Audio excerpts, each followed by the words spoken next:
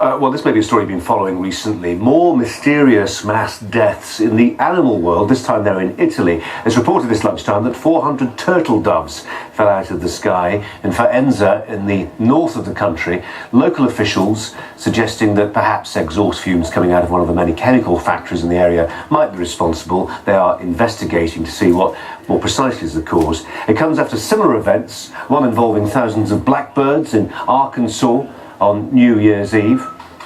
2 million fish in the Chesapeake Bay off Maryland. 150 tons of fish in Vietnam, 40,000 crabs in the UK also have been found dead over some time. Scientists trying to find the cause. So far, no definitive explanation for the so-called apocalypse.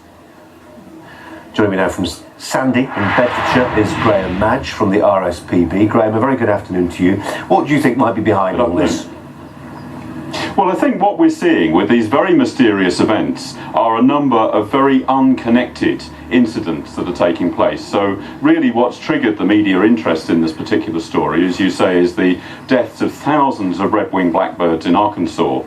It's probably helpful at this point to just consider red-winged blackbirds at the moment. It's one of the most numerous birds in North America, and it's also one of the ones that's most heavily exterminated. So tens of thousands of red-winged blackbirds are killed every year because they're agricultural pests and they can harbour diseases that can be causing problems to human health. So we strongly suspect, and this is only a theory to add to all the others that are circulating out there, that we believe that the birds may have been come into contact with poison, probably through a spray, and then if the birds were already near to expiring at their roost, these large gatherings that they have overnight, then if they were disturbed by fireworks, then the energy drain that they would have had from the poison and the effects of the poison would possibly have been enough to trigger this incident. I hasten to add that's only a theory, but it's probably at the more credible end of the theories compared with some of the others that we've seen. Yeah, so certainly some of the theories have visited the wilder shores of conspiracy theory, haven't they? But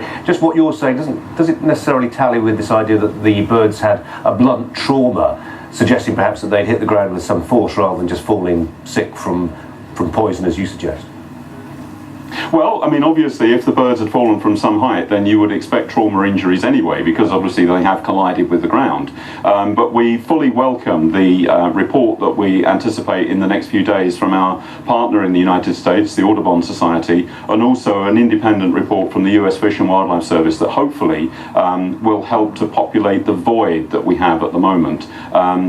This void is creating an atmosphere for all sorts of people to come forward with their own theories, and hopefully we will get a scientific answer to actually what has happened in this incident and others around the world. And in a sense, Graham, you've already pointed this up. I mean, we do get a media phenomenon here, don't we? I mean, I can think back to various stories when the actual incidence of an event had not increased. What had increased had been the reporting of it, and that can include things as diverse as attacks by dangerous dogs. They're not increasing, you're just getting more reporting of it.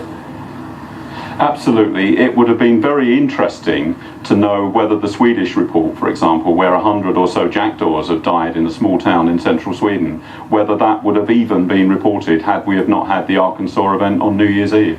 Graham, very good to talk to you. Graham Madge from the RSPB there. Thank you. Offering some good sense on the subject of those mass deaths of birds and